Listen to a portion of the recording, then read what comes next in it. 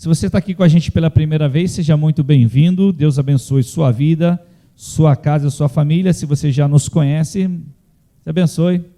Tempão que eu não vejo, né? Deus abençoe, filhão. Não me pede para lembrar os nomes não, que hoje está terrível. Estou lembrando de todo mundo, não estou lembrando de nomes. Mas vamos lá. Deus abençoe a todos aí em nome de Jesus. Se você está com a gente online pela primeira vez, seja bem-vindo, ok?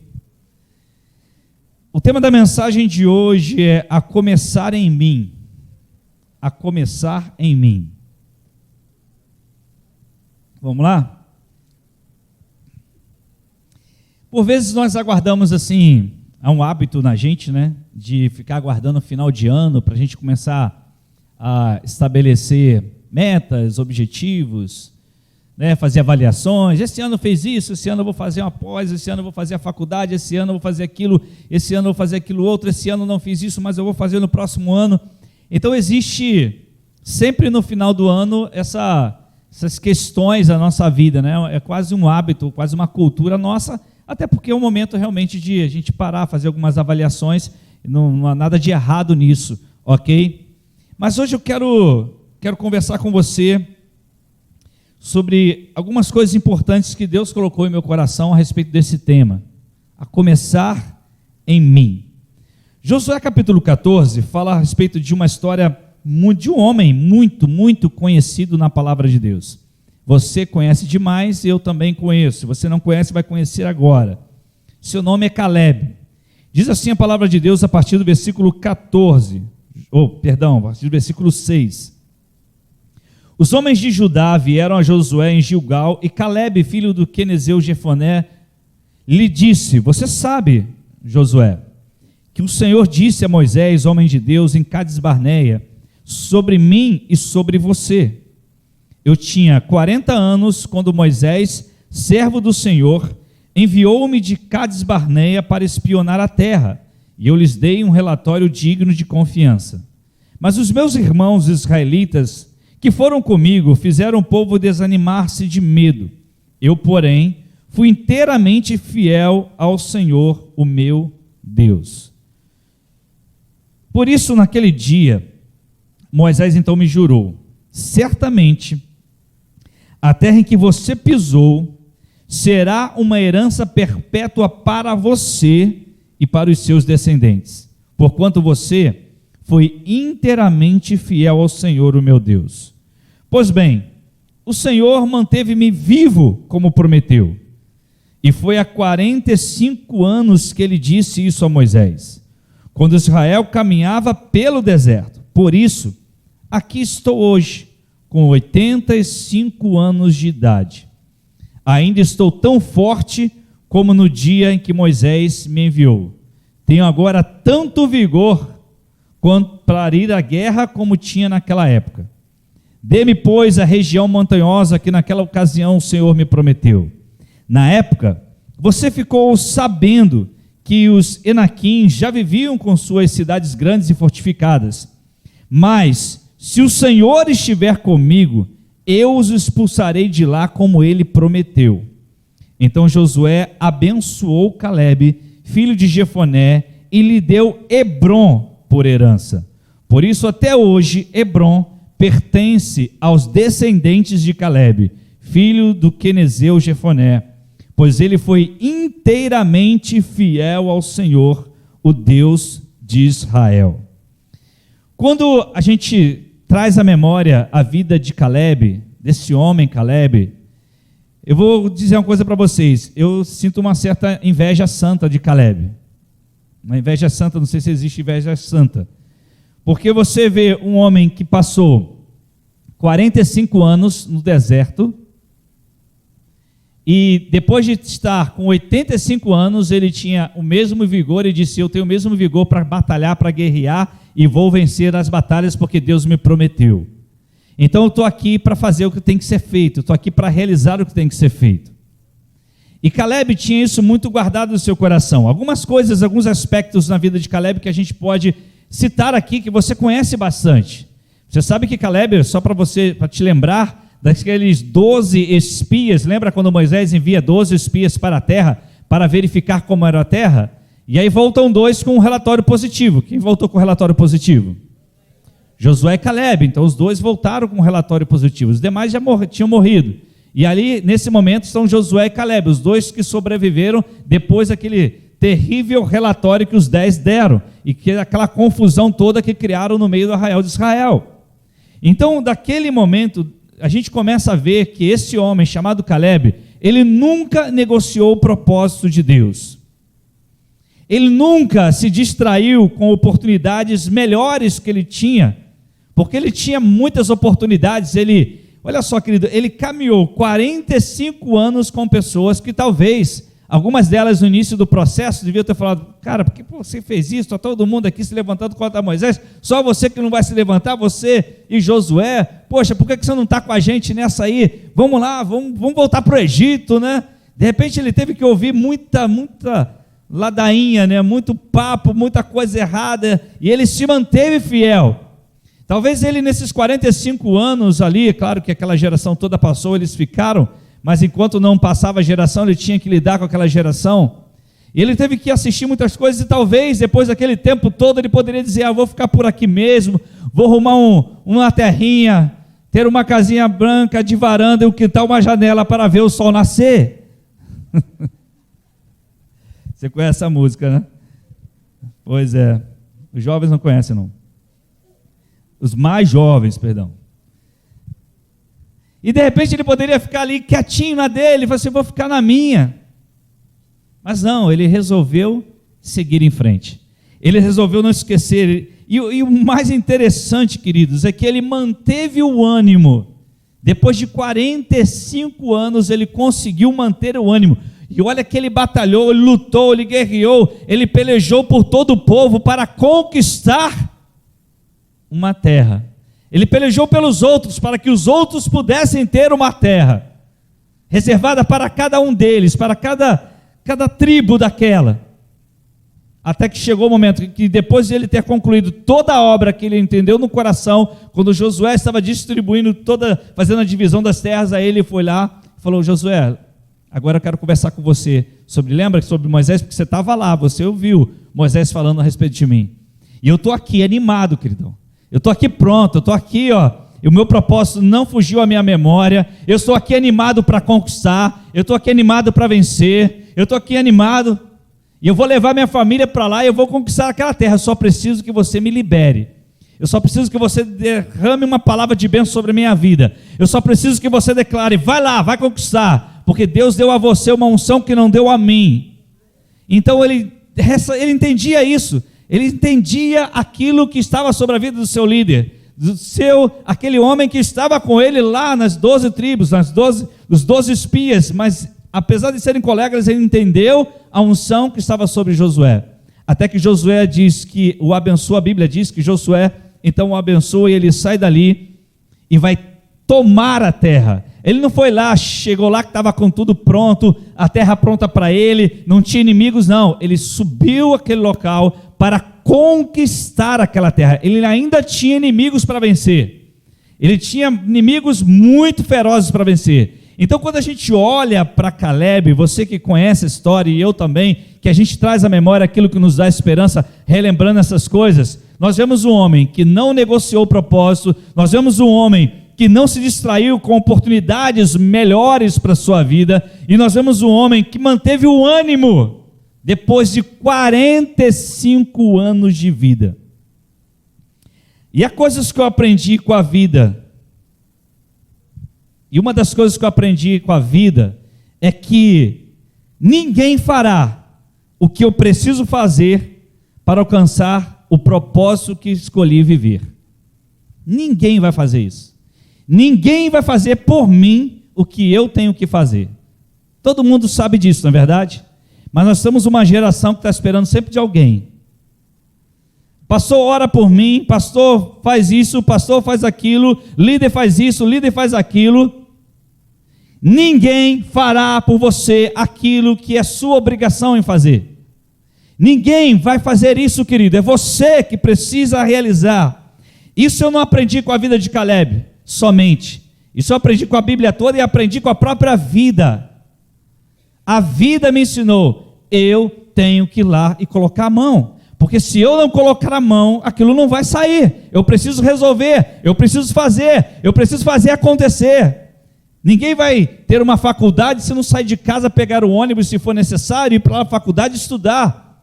Ninguém vai conquistar uma faculdade se for online, de sentar ali no computador e assistir uma aula, preparar seus trabalhos e entregar ao professor.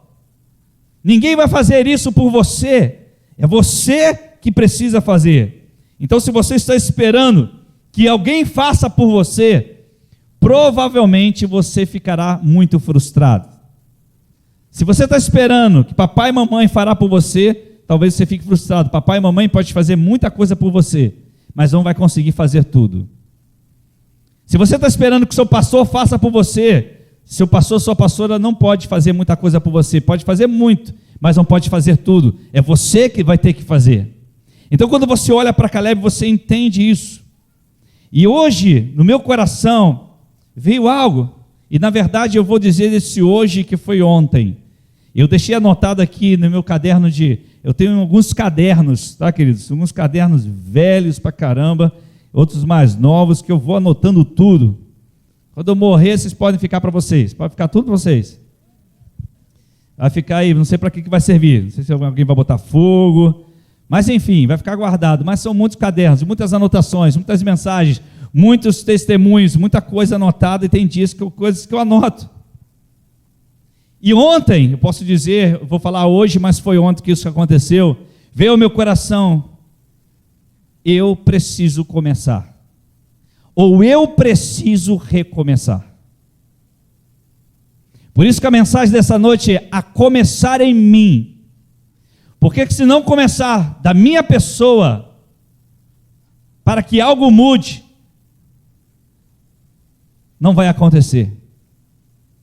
Tem uma chama que precisa ser reacendida. Tem uma chama que precisa ser reacendida na minha vida. E tem uma chama que precisa ser reacendida na Igreja Renovar em Laranjal. E essa chama são vidas. Vidas. Que isso, pastor? Sim, vidas.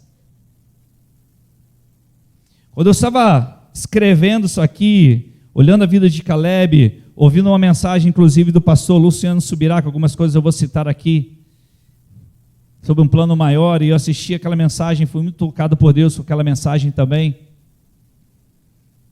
Quando eu estava escrevendo tudo isso, aí Marlon, todo mundo sabe quem é, né?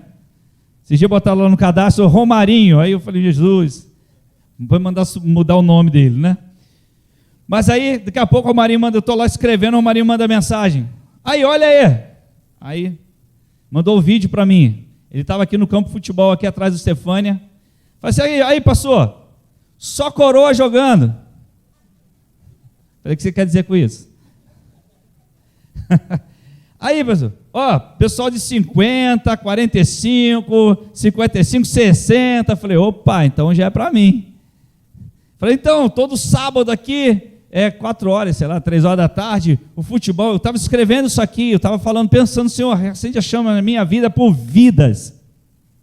E aí ele mandou isso, e eu lembro quantas vezes eu fui para campo de futebol jogar bola, mesmo sem gostar, às vezes sem querer jogar, porque o objetivo era ganhar vidas. Eu jogava bola com as pessoas porque eu queria ganhar vidas. Eu não queria ganhar jogo, eu nem queria jogar futebol naquela hora, e nem sabia jogar, e nem sei jogar direito. Fui muitas vezes pescar, querido, com um grupo de pessoas pescar, porque eu queria ganhar vidas. Eu fui muitas vezes para muitos lugares fazer algumas coisas que eu não queria fazer, porque eu queria ganhar vidas. Todos os lugares que eu trabalhei, eu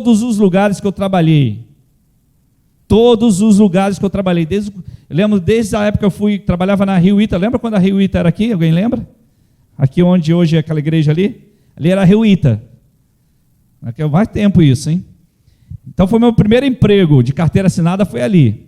Eu tinha 16 anos e fui trabalhar. E aí assinaram minha carteira. Desde o primeiro trabalho, eu sempre procurava alguém que a gente era cristão também, servo de Deus, e a gente sempre tentava, vamos fazer uma reunião na hora do almoço para a gente orar pelas pessoas, vamos fazer alguma coisa diferente. Aí fui para o quartel, trabalhei 1 ano e fui para o quartel. 1 ano e pouco fui para o quartel, convocado, né?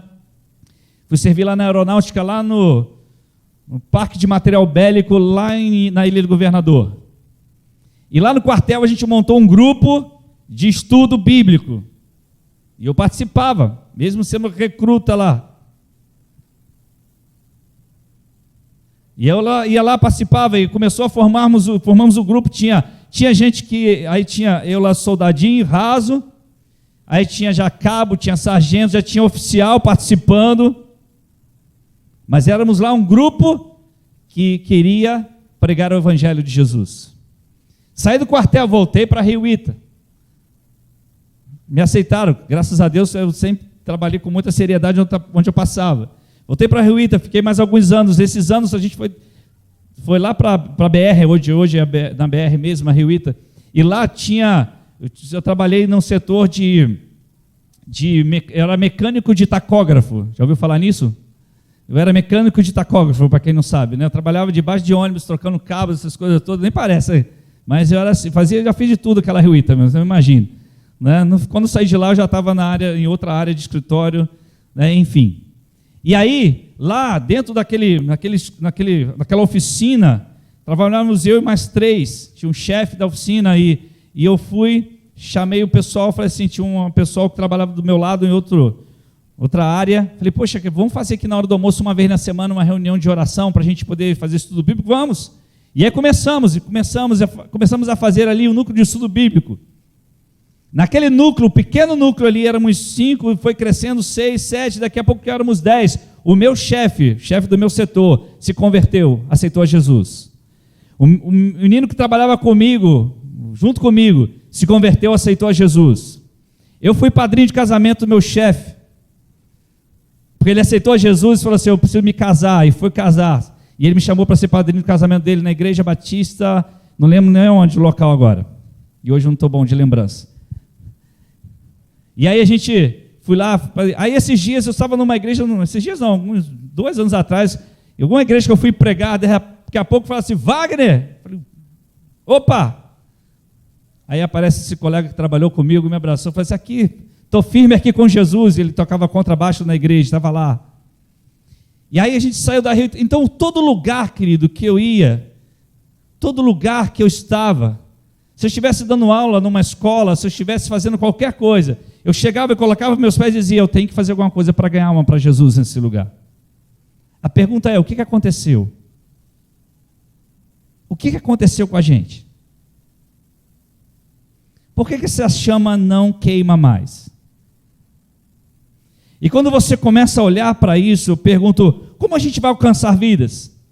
Como a gente vai ajudar essas vidas a permanecerem? Como continuar, mesmo que não estejamos vendo um resultado que nós sonhamos, porque todos nós queremos ver um resultado positivo, nós queremos ver coisas boas acontecendo, e talvez muita gente parou porque não viu o resultado. E hoje Deus falou comigo a respeito disso. Eu conversava com o pastor Ricardo, lá de Saquarema, ele conversava comigo na sexta-feira, me pedindo ajuda, na quinta-feira me pedindo ajuda a respeito de uma salinha de crianças que ele estava montando. Eu falei, pastor Ricardo, faz o seguinte, a Igreja Renovar lá em Saquarema, vamos fazer o seguinte, eu vou comprar as mesas, a Igreja Renovar em Laranjal vai comprar as mesas, as mesinhas, as cadeiras, pode ver onde vai comprar, que a gente vai pagar para poder abençoar aí, montar a salinha das crianças e tal.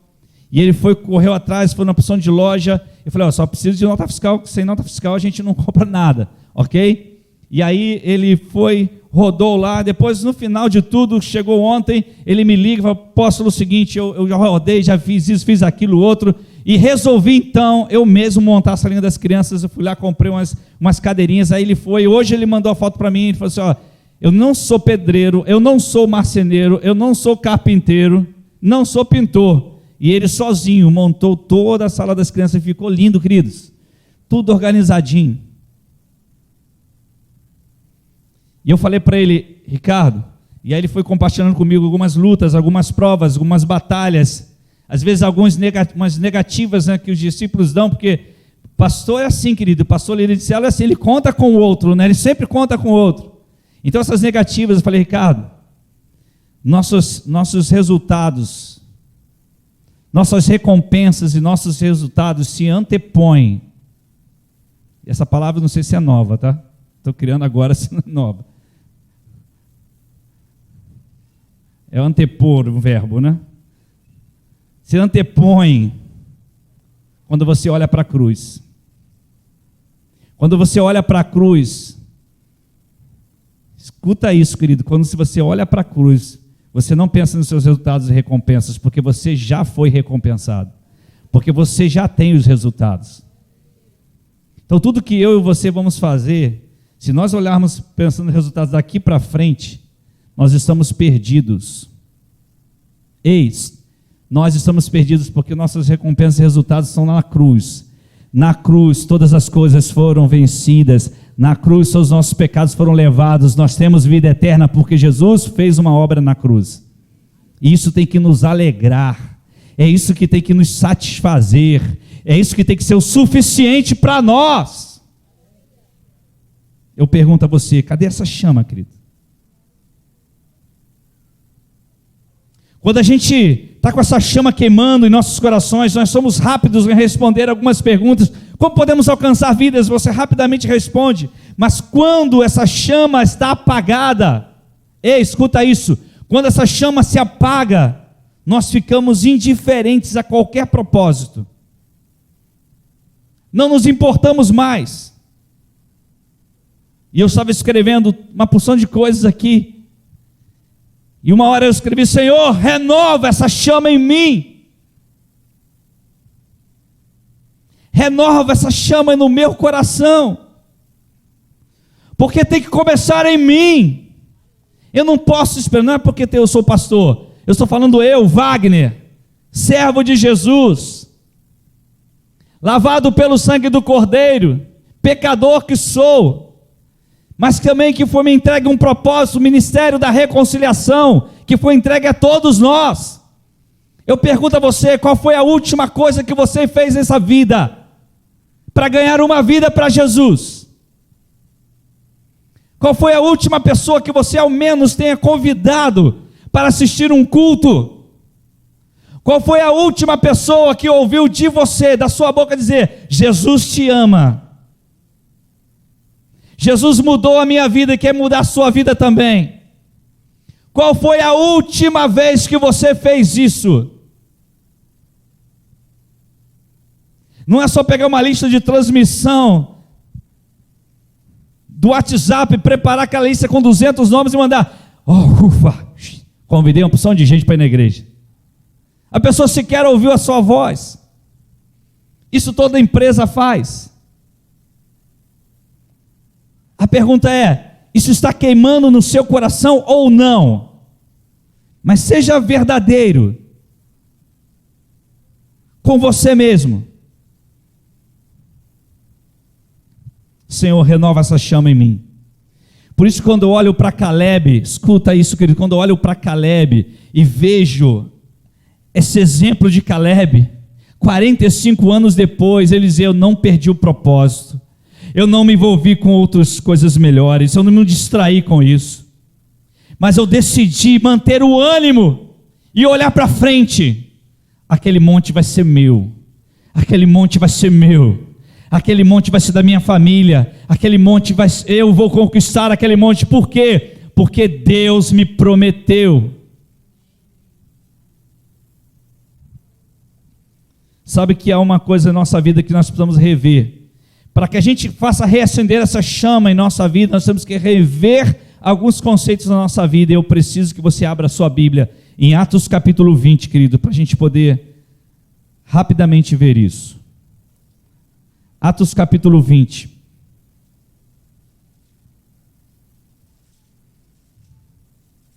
sei se o pastor Lúcio poderia ministrar aqui no teclado, por favor.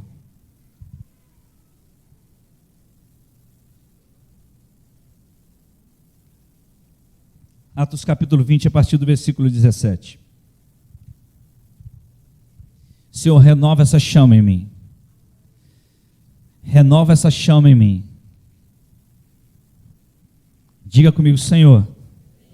Fecha teus olhos, diga comigo assim: Senhor, renova essa chama em mim. Eu posso ser, não precisa falar isso agora, mas eu posso ser um bom pastor. Eu posso ser um bom mestre. Eu posso ser um bom líder de célula. Eu posso ser um bom músico. Eu posso ser uma boa pessoa da dança. Eu posso ser bom no teatro. Eu posso ser bom em tantas coisas. Mas se o meu coração não queima por vidas, nada faz sentido, querido. Nada faz sentido para nós. Não faz sentido. Não é que você esteja vivendo em pecado por isso, não. Você não está fazendo nada de errado, você está pastoreando bem, você está liderando bem, você está tocando bem, você está dançando bem, você está fazendo uma coisa muito boa. Mas se lá no seu trabalho não faz diferença nenhuma você estar ali presente, tem alguma coisa errada.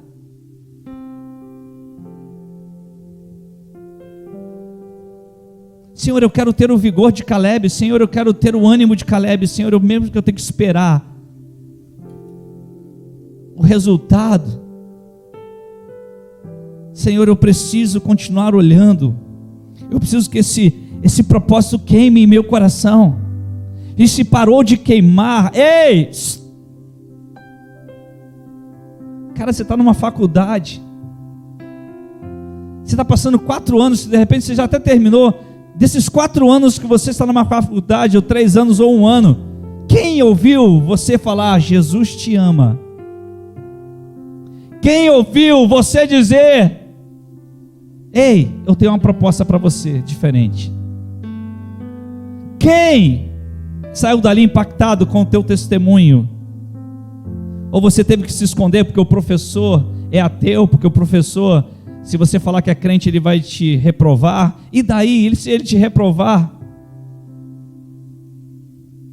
você está ali para pregar o reino de Deus. Olha só o que diz Atos capítulo 20, o apóstolo Paulo, ele chama, eu li esse texto semana passada, olha só, o apóstolo Paulo, ele reúne os presbíteros de Éfeso, e ele diz assim, de Mileto, Paulo mandou chamar os presbíteros da igreja de Éfeso. Escuta isso e presta atenção nesse texto. Quando chegaram, ele lhes disse, vocês sabem como vivi todo o tempo em que estive com vocês, desde o princípio, desde o primeiro dia em que cheguei à província da Ásia. Servi ao Senhor com toda a humildade e com lágrimas, sendo severamente provado pelas conspirações dos judeus. Vocês sabem que não deixei, olha só, que não deixei de pregar-lhes nada que fosse proveitoso, mas ensinei-lhes tudo publicamente, de casa em casa. Testifiquei tanto a judeus como a gregos que eles precisavam converter-se a Deus com arrependimento e fé em nosso Senhor Jesus. Agora, compelido pelo Espírito, estou indo para Jerusalém sem saber o que me acontecerá ali. Só sei que em todas as cidades o Espírito Santo me avisa que prisões e sofrimentos me esperam. Olha só o que Paulo está dizendo, o que está me esperando são prisões e sofrimentos. Aí vem com o versículo 24, queridos. O versículo 24 diz assim, todavia, não me importo. Todavia o quê? Eu não me importo, nem considero a minha vida de valor algum para mim mesmo, se tão somente puder terminar a corrida e completar o ministério que o Senhor Jesus me confiou, de testemunhar do Evangelho da graça de Deus. Há 3 pontos que a gente precisa rever em nossa vida. O primeiro ponto, eu vou falar só sobre esse primeiro ponto hoje, é o que é mais importante? O que é mais importante na sua vida? Escuta isso, querido. O que é mais importante? No versículo 24, Paulo está afirmando que a sua vida era norteada por algo maior em relação àquilo que o mundo poderia lhe oferecer. Ele está dizendo, tem algo maior para mim. Eu decidi viver esse algo maior. para viver algo maior, você vai ter que abrir mão do menor, do menos importante. Ninguém vai viver algo maior se não abrir mão do menor. Ele vai ter que abrir mão de alguma coisa para viver algo que ele considera maior. E Paulo, apesar dos sofrimentos e prisões que já lhe aguardavam, ele disse: eu não vou parar, eu vou continuar. E nós vivemos hoje uma pregação evangélica que parece que é muito mais terrena do que eterna. A pregação do evangelho hoje é mais terrena do que eterna.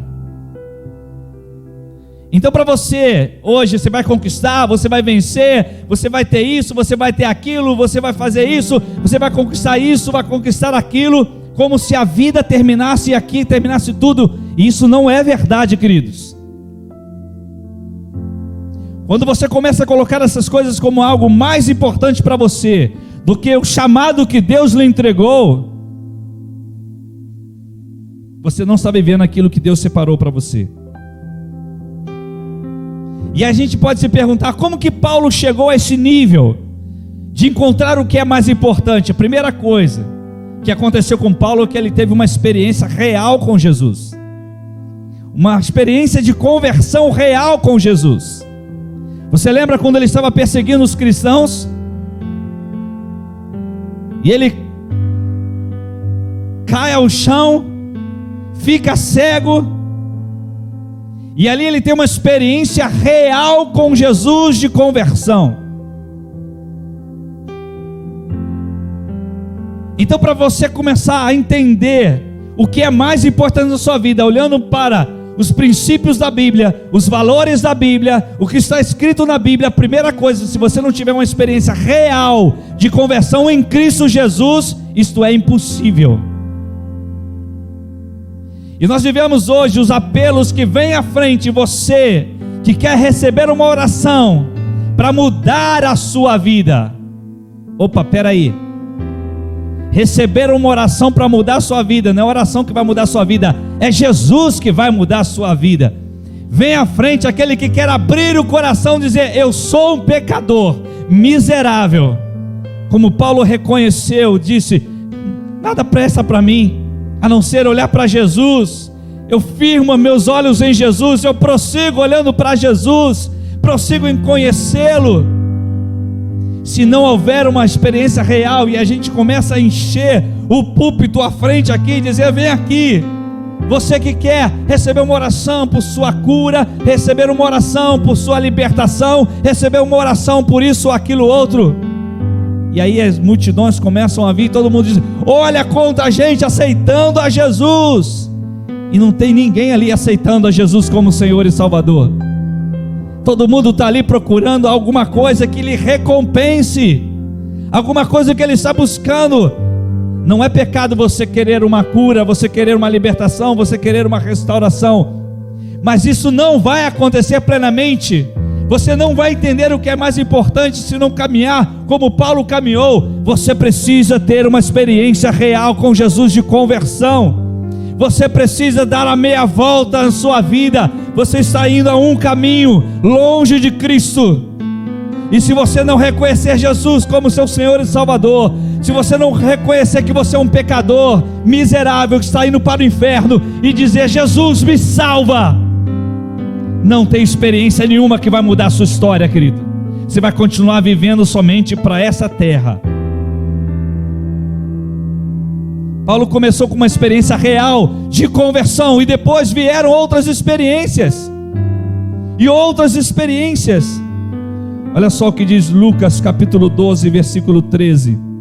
Lucas 12, 13. Lucas capítulo 12, a partir do versículo 13. Jesus vai contar uma parábola, e olha só o que ele vai dizer. Olha só como que Jesus sempre tocava no profundo do ser humano, querido. Presta atenção, ele tocava no profundo do ser humano. Ele vai ensinar alguma coisa aqui nessa hora. Olha só o que ele vai dizer. Alguém da multidão lhe disse: mestre, diz a meu irmão que divida a herança comigo. Alguém chegou lá e falou: Jesus, Ei, fala para o meu irmão lá, que, de repente o pai faleceu e disse, tem uma herança enorme, fala com ele que ele tem que dividir comigo essa herança, eu quero esse dinheiro também. Aí Jesus, que não perdia tempo em nada, aproveitou a oportunidade e respondeu, homem, quem me designou o juiz ou árbitro entre vocês? Aí Jesus agora olha para a multidão e diz assim, cuidado. Olha só que Jesus fala, ele fala o quê? Cuidado, fica ligado. Fiquem de sobreaviso contra todo tipo de ganância. Aquele homem começou a tomar na cabeça, querido. E todo mundo que estava ali. A vida de um homem não consiste na quantidade dos seus bens. Pronto, Jesus já começou a arrebentar. Jesus começou já a quebrar tudo ali, querido. A vida de um homem não consiste na quantidade de seus bens. A gente vive a vida, é interessante, né? Você que tem filhos aqui, você quer que você cresce, você quer que seu filho cresça, você quer que seu filho, faça faculdades, você também quer fazer faculdades. E o objetivo de tudo isso que você está fazendo, de tudo que você está trabalhando, está se esforçando, qual é o objetivo de tudo isso, querido? Qual é o objetivo? Fala para mim. Qual é? É você ter uma vida melhor no sentido de quê? Ter mais recursos financeiros para que você tenha um bom carro, uma boa casa, possa passear, possa viajar, possa ir ao lugar que você quiser. E aí Jesus vem e diz, olha, eu quero avisar uma coisa a vocês, a vida de um homem não consiste na quantidade de seus bens. Não consiste na quantidade de seus bens. Aí ele vai continuar. Aí Jesus aproveitou a oportunidade e disse, vou contar uma parábola para vocês. A terra de certo homem rico produziu muito. Ele pensou consigo mesmo, o que eu vou fazer? Eu não tenho onde guardar tanta coisa, né? Então disse, já sei o que eu vou fazer. Vou derrubar os meus celeiros e vou construir outros maiores, e ali guardarei toda a minha safra e os meus bens, e direi a mim mesmo, ei, você tem grande quantidade de bens, armazenados para muitos anos, descansa, coma.